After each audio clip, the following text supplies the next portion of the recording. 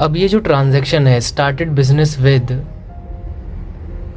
Cash ₹50,000, check ₹1,00,000, goods ₹60,000, machinery ₹1,00,000, furniture ₹50,000। अब ये देखो, ये बात है क्या, जब कोई भी ओनर अपना बिजनेस स्टार्ट करता है, बिजनेस, तो मानी हुई बात है आज के ज़माने में सबसे पहली चीज़ है कैश के साथ वो बिजनेस स्टार्ट करेगा। और ये कैश क्या है, उसका असेट है, ठीक है। लेकिन कई सारे बिजनेस ऐसे होते हैं जिसमें कैश के साथ कई सारी चीज़ें लगाकर उस बिज़नेस को सेटअप किया जाता है।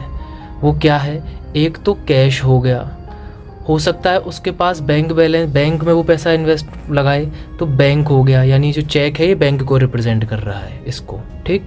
उसके बाद वो हो सकता है कुछ सामान, जिसका बिजनेस कर रहा है वो सामान उसके पास मौजूद है, उसने पहले से खरीद रखा है, तो हो सकता है स्टॉक लगाकर वो करे। उसके बाद पास हो सकता है कुछ मशीनरीज हों, तो वो मशीन लगाकर उस बिज़नेस को स्टार्ट कर सकता है। उसके पास फर्नीचर हो तो फर्नीचर लगाकर। तो ये सभी चीज़ों का टोटल बनकर क्या बन जाएगा, मालिक के द्वारा लगाया हुआ कैपिटल, यहाँ पर जो दिया हुआ है वो कैपिटल बन जाएगा, ठीक। तो आपने कोई बिजनेस स्टार्ट किया है, ये बिज़नेस स्टार्ट किया है, इसमें कैश डाला है, इसमें मशीनरी डाली है, इसमें फर्नीचर डाला है, इसमें स्टॉक डाला है, इसमें एक बैंक अकाउंट में बैंक में बैलेंस डाला है। उन सब का जो एक टोटल अमाउंट यहाँ निकल कर आएगा वो सब आपकी कैपिटल है, और ये सब आपके असेट हैं, अलग अलग नाम से ये सब आपके असेट हैं। तो ये सब असेट्स में आ जाएगा इधर। अब इन सब का कॉलम बनेगा यहाँ असेट्स के अंदर, कैश नाम से यहाँ कैश आ जाएगा, चेक बैंक आ जाएगा, चेक का, गुड्स का स्टॉक आ जाएगा। तो उन नामों को हम लिख लेते हैं। सबसे पहली चीज़ कैश है तो कैश लिख लिया। सेकंड चेक है तो इसको हम बैंक लिखेंगे, क्योंकि बैंक जो चेक है वो बैंक का बैलेंस बढ़ाएगा बिजनेस के। फिर गुड्स है, इसको हम स्टॉक नाम से लिखेंगे। मशीनरी है तो मशीन नाम से ही शॉर्ट में लिख देंगे, और फर्नीचर है तो फर्नीचर को भी शॉर्ट में, इज इक्वल्स टू लायबिलिटी का कॉलम इधर। अब कैश कितना है 50,000, तो यहाँ हमने 50,000 लिख दिया। बैंक बैलेंस कितना 1,00,000, तो यहाँ पर 1,00,000 लिख दिया। स्टॉक कितना 60,000 का गुड्स से स्टार्ट हुआ है। मशीनरी कितने की 1,00,000 की मशीनरी, और फर्नीचर कितने का 50,000 का फर्नीचर। इस सब का अगर हम टोटल करें तो 1,00,000, 2,00,000, 50,50, 3,00,000, 3,60,000, टोटल आपका हो रहा है 3,60,000। ये मालिक ने लगाया है अलग अलग असेट्स से। ये सारा का सारा अमाउंट टोटल होकर किस में आ जाएगा, कैपिटल में आ जाएगा। तो लायबिलिटी में तो ज़ीरो इम्पैक्ट, कैपिटल में आ जाएगा 3,60,000, ठीक। ये हमारी पहली ट्रांजैक्शन हो गई। अब सेकंड ट्रांजैक्शन है, इसको लिख लेते हैं सेकंड ट्रांजैक्शन को पहले।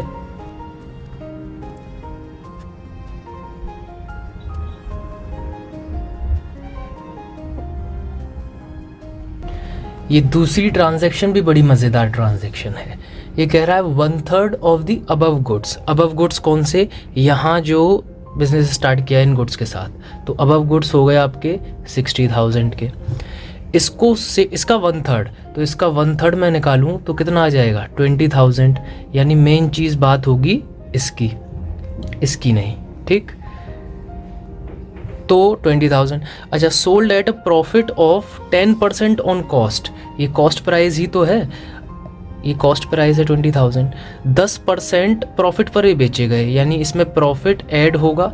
10% इसका निकालोगे 2,000 आएगा, यानी 20,000 का सामान आप कितने में बेच रहे हो 22,000 में। और उसमें आगे लिखा है हाफ पेमेंट रिसीव्ड, यानी इसका अगर मैं हाफ कर दूं तो 11,000 कैश में रिसीव हो गया है, और बाकी जो 11,000 है वो आपका डेटर बन जाएगा। डेटर यानी जिनको आप उधार पर सामान बेचते हो, जो आपको डी फॉर पैसा देंगे आज नहीं तो कल, और देंगे तो वो आपके क्या हैं, असेट हैं, ठीक।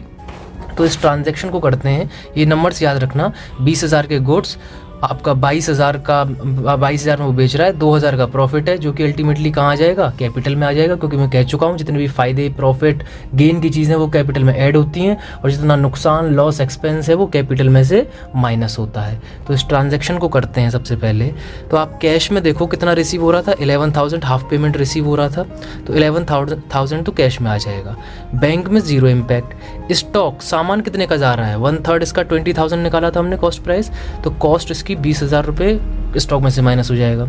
मशीनरी में ज़ीरो इम्पैक्ट, फर्नीचर में ज़ीरो इम्पैक्ट।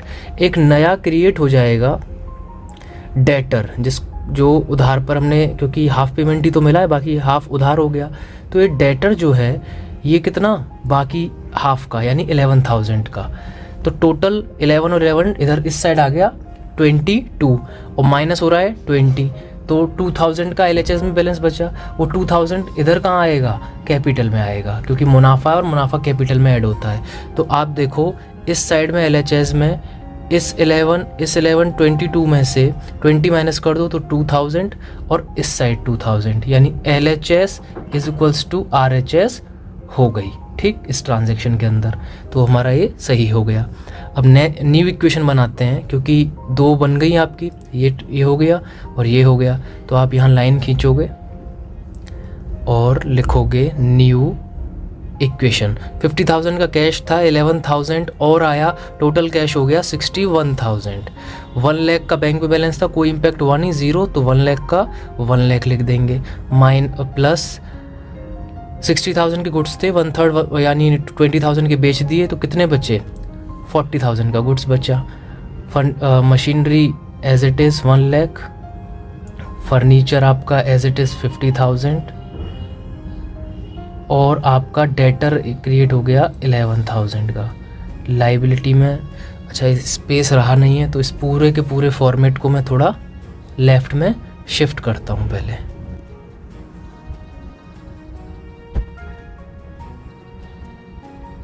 ठीक है, तो लाइबिलिटी में 0 और इधर कैपिटल में 3,62,000 हो जाएगा।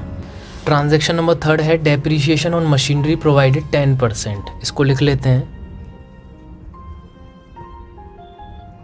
अब ये देखो, जो ये डेप्रिसिएशन चीज़ है, डेप्रिसिएशन एक नॉन कैश ट्रांजैक्शन है, इसमें कैश का इन्वॉल्वमेंट नहीं होता।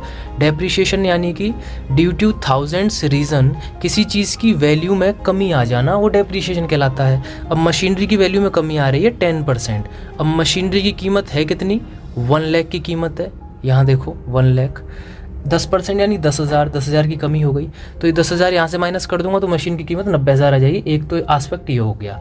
दूसरा, ये नुकसान ही तो है बिना बात का, एक लॉस ही तो हो रहा है, और जितने लॉस हैं एक्सपेंस वो कहाँ से माइनस होते हैं, कैपिटल से माइनस होते हैं। तो ये 10,000 यहाँ से माइनस होगा, यानी LHS में से 10,000 और RHS में से 10,000, इसका इम्पैक्ट ये रहेगा। तो इसको करते हैं, कैश में 0 इम्पैक्ट, बैंक में 0, स्टॉक में 0, मशीनरी में से 10,000 माइनस हो जाएगा, फर्नीचर में 0, डेटर में 0, लाइबिलिटी में 0, और कैपिटल में से 10,000 माइनस हो जाएगा। ये हमारी कंप्लीट हो गई। अब न्यू इक्वेशन बना लेंगे।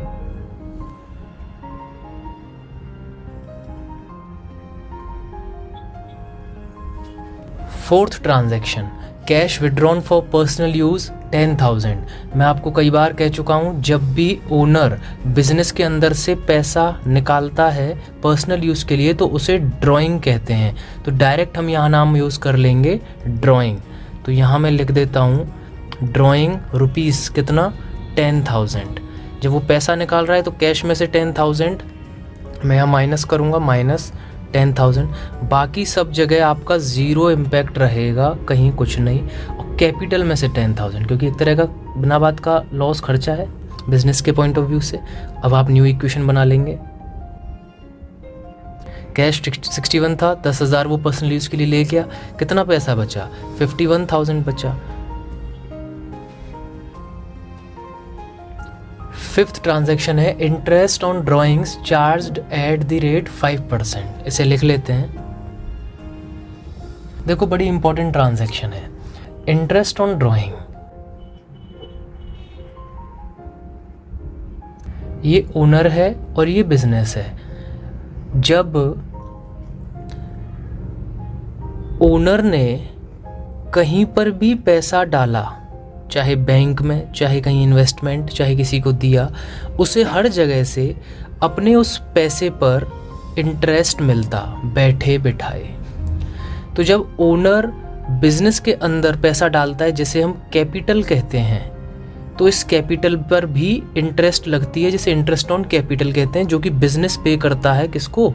ओनर को। लेकिन जब ओनर बिजनेस के अंदर से पैसा निकालेगा, जिसे हम कहते हैं ड्राइंग, तो अब ओनर का भी ये धर्म बनता है, ओनर का भी ये कर्तव्य बनता है कि वो इंटरेस्ट दे इस ड्राइंग के ऊपर, जिसे हम कहते हैं इंटरेस्ट ऑन ड्राइंग। यानी जितना भी पैसा निकाला है, हमने देखा इस ट्रांजैक्शन में यहाँ ड्राइंग निकाली 10,000 की, तो इस 10,000 पर वो क्या दे? 5% का इंटरेस्ट दे। अब ये जो इंटरेस्ट है, अब वो कैसे देगा, क्या होगा, इसका इम्पैक्ट क्या होगा? ये भी डेप्रिसिएशन की तरह एक नॉन कैश ट्रांजैक्शन है, इसमें भी कैश का इन्वॉल्वमेंट नहीं होता है। तो अब देखिए क्या इम्पैक्ट होगा कि जब ओनर ने पैसा निकाला बिजनेस से, तो ओनर पे करेगा। जब ओनर पे कर रहा है तो भाई बिजनेस को बेनिफिट होगा कि नहीं होगा? और जितना बेनिफिट गेन है वो कैपिटल में ऐड होता है, यानी कि इंटरेस्ट ऑन ड्राइंग जो है वो कैपिटल में ऐड हो जाएगी, कैपिटल में ऐड हो जाएगी। ठीक है जी। अच्छा, हम ये जानते हैं कि जो भी इंटरेस्ट होती है और जिस चीज़ पर वो लगती है, चाहे वो इंटरेस्ट ऑन लोन हो, इंटरेस्ट ऑन कैपिटल हो, इंटरेस्ट ऑन ड्राइंग हो, इंटरेस्ट ऑन एनीथिंग हो, वो उसकी कीमत को बढ़ा देगा। जैसे 50,000 का लोन है, उस पर 5,000 इंटरेस्ट लग गई, तो अब लोन टोटल 55,000 हो जाएगा। इस इंटरेस्ट ने इस लोन की कीमत को टोटल बढ़ा दिया। तो इंटरेस्ट ऑन ड्राइंग है तो ड्राइंग की कीमत बढ़ जाएगी, यानी कि जो विड्रॉ का अमाउंट होगा वो बढ़ जाएगा। यानी ड्राइंग एक तरह से लॉस है बिजनेस के पॉइंट ऑफ व्यू से, इसमें इंटरेस्ट और जुड़ जाएगी, तो ये और लॉस हो गया कि नहीं हो गया? और जितने भी लॉस होते हैं वो कहाँ से माइनस होते हैं? कैपिटल में से माइनस होते हैं। तो ये ट्रांजैक्शन ऐसी है जिसमें कैपिटल में से ही एक बार प्लस करते हैं और कैपिटल में से ही एक बार माइनस करते हैं। आप इस चीज़ को समझ गए होंगे मैं क्या कहना चाह रहा हूँ। एक बार और देख लीजिए कि जब ओनर ने बिजनेस से पैसा निकाला, तो अब ये ओनर, ये जो पैसा निकाला इसको मैं ड्राइंग कह रहा हूँ, और ड्राइंग एक तरह का लॉस है बिजनेस के पॉइंट ऑफ व्यू से। अब इस ओनर को इस ड्राइंग पर इंटरेस्ट देनी है, तो ये इसको पे करेगा, तो बेनिफिट है। लेकिन इस इंटरेस्ट कहाँ पर जाकर जुड़ेगी? इस ड्राइंग में ही तो जुड़ेगी, लॉस बढ़ेगा ही तो उससे, क्योंकि बियर तो अल्टीमेटली बिजनेस को ही करना है ना। आप इसमें क्या करोगे? इंटरेस्ट ऑन ड्राइंग 5%, तो ड्राइंग कितनी थी? 10,000 थी, इसका 5% निकालें तो 500 हो गया। तो कैश में तो कोई इम्पैक्ट नहीं होगा, क्योंकि कैश में पे थोड़ी करना है, कैपिटल में से ये प्लस माइनस हो जाएगा। यानी आप 500 माइनस कर दोगे और 500 ऐड कर दोगे। ठीक, अब इसका आप न्यू इक्वेशन बना लोगे।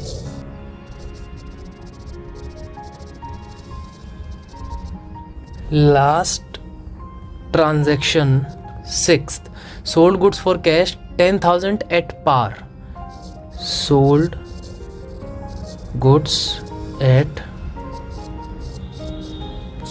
For 10,000 at par. पार का मतलब होता है एट कॉस्ट, यानी जो उनकी कीमत है उसी पर वो बेच दिया है। तो कुल मिलाकर 10,000 के सामान बेचा, ये ट्रांजैक्शन का मतलब है। 10,000 यहाँ लिख देंगे, और जो स्टॉक था हमारा, स्टॉक किस नंबर का था? 3rd नंबर का। तो ये 3rd नंबर स्टॉक में से 10,000 का सामान माइनस हो जाएगा, और सब जगह ज़ीरो इम्पैक्ट। आगे कुछ है नहीं, तो आप बना लोगे फाइनल इक्वेशन। Final equation 61,000